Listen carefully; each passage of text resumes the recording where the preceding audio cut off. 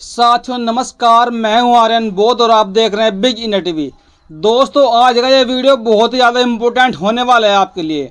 दोस्तों इस वीडियो को आप लंबा देखिएगा ताकि आप लोग पूरी वीडियो देखकर समझ सके कि आखिर मुद्दा क्या है, आखिर देश में होने वाला क्या है।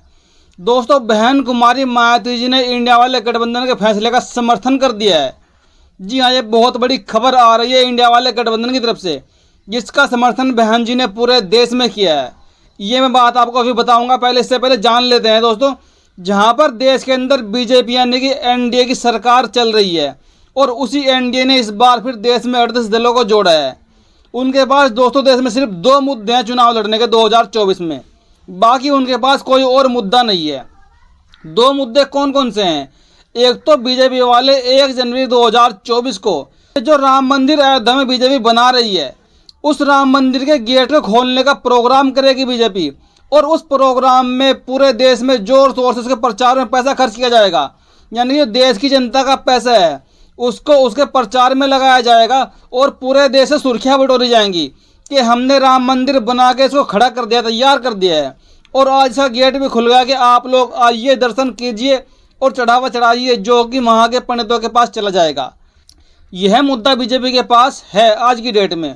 और दोस्तों दूसरा मुद्दा जो इनके पास है यूसीसी यानी कि यूनिफॉर्म सिविल कोड, समान नागरिक संहिता कानून। और दोस्तों आपने देखा होगा जहां पर इस यूसीसी के कानून का पूरे देश में विरोध हो रहा है, चारों तरफ पूरा विपक्ष इसको गलत मानकर बैठा हुआ है। वहीं पर आपने देखा बहन कुमारी मायावती जी ने भी इस पर टिप्पणी की थी कि अगर इस कानून के आड़ में किसी भी धर्म, देश, जाति की भावनाओं का, परंपराओं का अगर उनका उल्लंघन होता है, अगर उनसे उनको हानि पहुंचती है, उनको तकलीफ होती है, तो ये कानून इनके ऊपर थोपना गलत है। लेकिन इस पर बहन कुमारी मायावती ने साफ साफ कहा था कि इसकी आड़ में अगर सरकार चाह रही है कि हम देश में ऐसे बेरोजगारी लगातार बनाए रखेंगे, महंगाई बढ़ाकर रखेंगे, तो ये कहीं ना कहीं देश के लोगों के लिए हानिकारक ही साबित होगा। बहन कुमारी मायावती जी ने पहले ही कह चुकी है कि इससे देश की बेरोजगारी नहीं जाएगी, लाचारी नहीं जाएगी, महंगाई नहीं जाएगी, युवाओं को रोजगार नहीं मिलेगा। तो दोस्तों ये 2 बड़े मुद्दे हैं देश के अंदर बीजेपी के पास। दोस्तों इंडिया वाले गठबंधन का जो एक फैसला बिहार से चला है जातिगत जनगणना करवाने का, और ये बहुत बड़ी खुशी की बात है देश के लोगों के लिए, बिहार के लोगों के लिए, कि बिहार में जातिगत जनगणना हो रही है। क्योंकि जातिगत जनगणना होने के बाद उसके आंकड़े पेश किए जाएंगे और उसके आंकड़ों से पता चल जाएगा किस राज्य में, किस जिले में, किस जाति की कितनी जनसंख्या है। क्योंकि लोग कहते हैं कि हमारा देश कृषि प्रधान देश है, लेकिन ये बात सबको पता है कि कृषि प्रधान के साथ साथ हमारा देश एक जाति प्रधान देश भी है, जहाँ पर देश के अंदर जाति के नाम पर हिंसा भी होती है, मार पिटाई भी होती है, रेप होते हैं, बलात्कार भी होते हैं। तो उस देश में जातिगत जनगणना क्यों नहीं होनी चाहिए? बिहार के अंदर इस प्रोग्राम को नीतीश कुमार जी ने अंजाम दिया कि हम बिहार में जातिगत जनगणना करवा कर रहेंगे और आज उनका सपना पूरा हो रहा है। वहाँ पर जातिगत जनगणना शुरू हो चुकी है। हालांकि इसके खिलाफ भी बिहार के हाई कोर्ट में वहाँ के मनुवादी लोग कोर्ट में जाकर बैठ गए कि जातिगत जनगणना नहीं होनी चाहिए, लेकिन नीतीश सरकार वहाँ पर नहीं झुकी और उन्होंने अपना काम शुरू कर दिया। तो दोस्तों इस मुद्दे को बहन कुमारी मायावती जी ने बड़े मुखर होकर उठाया है कि केवल एक राज्य में ही नहीं, उत्तर प्रदेश में भी और पूरे देश में जातिगत जनगणना होनी चाहिए, जिससे कि गरीबों को, पिछड़ों को इनका अधिकार मिल सके।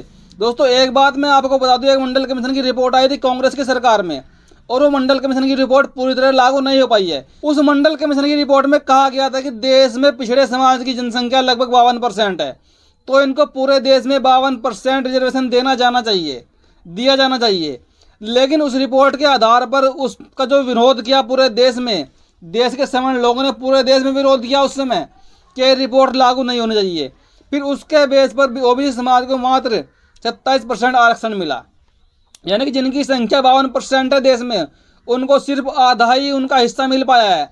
और फिर उस आधे हिस्से को लागू करने के बाद भी मात्र 7 से 8% लोगों को ही उसका लाभ मिल पाया है। ये बहुत बड़ा हमारे देश में एक झमेला है। और ये बात तो आप भी जान सकते हैं कि अगर एक घर में 4 बेटे हैं किसी बाप के, तो चारों को पूरी संपत्ति बराबर बांटने का अधिकार है, यानी कि एक के हिस्से में 25% आती है। तो ऐसे ही हमारे देश में ओबीसी संख्या 52% है, तो इनको इनके हिस्से का 52% रिजर्वेशन हर संस्था में, हर सेक्टर में होना जरूरी है। लेकिन अगर आप आंकड़े उठाकर देखोगे तो इनके मात्र 7 से 8% इनका हक ही मिल पाया है। और दोस्तों देश में 2024 का लोकसभा चुनाव आने वाला है। सारी पार्टियां तैयारियां कर रही हैं जोरों शोरों पर। उसमें प्रमुख बहन कुमारी मायावती जी भी अपनी कीलें गाड़ने को तैयार है। अब कुछ लोगों का कहना है कि इस बार बहन कुमारी मायावती देश की पीएम बनेगी। हालांकि एक बात मैं आपको बता दूं, बहन कुमारी मायावती जी एक ऐसी नेता है, देश में जब भी कांग्रेस या बीजेपी की सरकार रही है, अगर दोनों में से कोई सी भी सरकार ने ऐसा कार्य किया हो जो जनता के हित में हो, जो देश के हित में हो, तो बहन जी ने उस पर एकदम से मोहर लगाई है कि ये योजना सही है, मैं इसका समर्थन करती हूँ। और उसको देखकर पूरा का पूरा और बाकी जो विपक्ष है वो कहीं ना कहीं आरोप लगाता है कि बहन जी तो बीजेपी की बी टीम है। लेकिन दोस्तों ऐसा बिल्कुल नहीं है। और जब भी बीजेपी कांग्रेस ऐसा कार्य करती है जो जनता के हित में नहीं हो, तो बहन जी खुलकर उसका विरोध भी करती है, आपने देखा भी होगा। लेकिन चाहे फिर केंद्र में बीजेपी या कांग्रेस हो, बहन जी ने हमेशा समर्थन किया है उन योजनाओं का, उन नीतियों का जो जनता के हित में होती है। क्योंकि बहन जी के पद से बढ़कर कहीं ना कहीं देश की जनता है, देश की जनता का स्वाभिमान है, देश की जनता को रोजगार, शिक्षा, स्वास्थ्य मिलना जरूरी है। और दोस्तों एक बात मैं आपको और क्लियर कर दूं, अगर देश में बहन कुमारी मायावती जी इस बार पीएम बन गई तो फिर देश में क्या क्या बदलाव होंगे। दोस्तों जो आज देश में महंगाई की मार से लोग त्रस्त हैं, परेशान हो रहे हैं, हमारे देश में महंगाई कम होगी, क्योंकि बहन जी हमेशा देश के हित में काम करती है।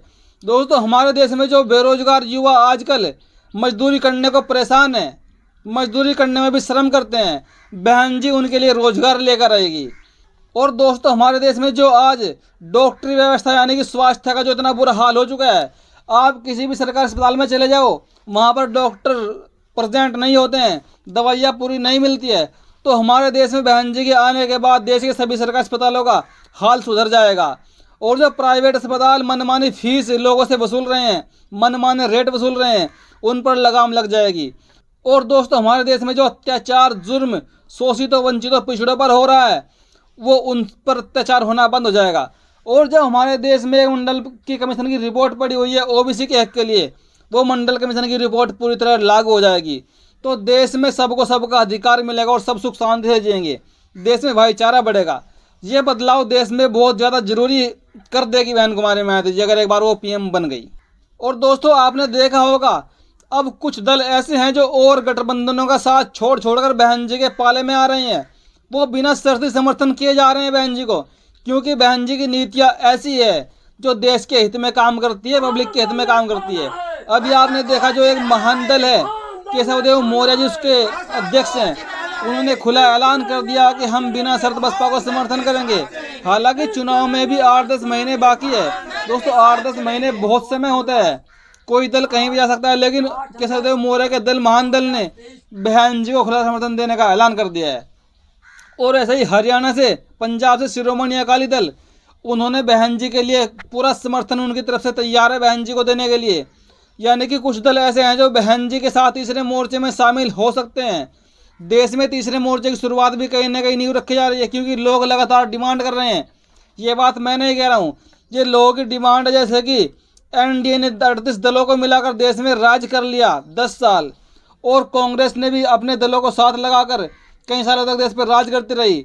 तो अब लोगों की ये प्रतिक्रिया, लोगों की ये डिमांड है कि इस बार बहन जी को भी अपने साथ छोटे छोटे दलों को लेकर चलना चाहिए, और कहीं ना कहीं तीसरा मोर्चा, तीसरा गठबंधन बनाकर देश में सत्ता स्थापित करनी चाहिए, जिससे कि देश के लोगों का सही मायने में भला हो सके, उनको उनका हक अधिकार मिल सके, देश के लोग भूखे मरने से बच सके, देश में भुखमरी कम हो, देश में बेरोजगारी कम हो, देश में महंगाई कम हो, स्वास्थ्य सेवाएं सही हो।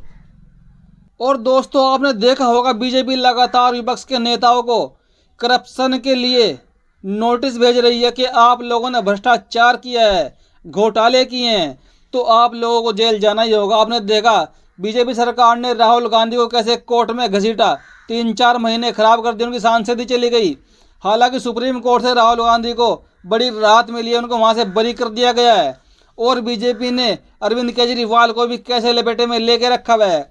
और बीजेपी तमाम उन नेताओं को नोटिस भेज रही है जो लोग विपक्ष में बैठकर बीजेपी का विरोध करते हैं, कि कहीं ना कहीं उनके खिलाफ कोई क्लू मिल जाए, कोई सबूत मिल जाए कि हम इनको जेल में डाल सके। लेकिन दोस्तों बहन कुमारी मायावती जी को बीजेपी एक नोटिस भी नहीं भेज पाई, क्योंकि बहन कुमारी मायावती जी के खिलाफ एक भी ऐसा केस नहीं पाया गया जहां पर बीजेपी को उनके खिलाफ करप्शन का एक मुद्दा मिल पाए। वरना बीजेपी बहन कुमारी मायावती जी को बिल्कुल भी छोड़ती नहीं। बहन कुमारी मायावती जी आज जेल के अंदर होती। लेकिन जो लोग कहते हैं कि बीजेपी की बी टीम है बहन कुमारी मायावती जी, क्या इस वजह से बीजेपी ने बहन जी को छोड़ रखा है? दोस्तों, बीजेपी कोई ऐसी पार्टी नहीं जो किसी को छोड़ के चल देगी कि इसने करप्शन कर दिया है मेरे पक्ष में, मैं इसको छोड़ दूँ। ऐसा कुछ भी नहीं है, क्योंकि बहन जी के पास एक बड़ा दल है, राष्ट्रीय दल है। बीजेपी को अगर कोई क्लू मिल जाता है बहन जी के खिलाफ तो वो बिल्कुल भी बर्दाश्त नहीं करते, क्योंकि उनकी और उनकी विचारधारा में ज़मीन आसमान का अंतर है। बहन जी चाहती है देश में लोगों का विकास हो, लोगों का उद्धार हो, और बीजेपी चाहती है देश में दंगे करवाकर हम राज करें, लोग गरीब बने रहे, लोगों को रोजगार ना मिले, लोग बीमारियों से मरे। तो दोस्तों, आपका इस वीडियो पर क्या कहना है? अपनी प्रतिक्रिया कमेंट में जरूर दीजिएगा। धन्यवाद।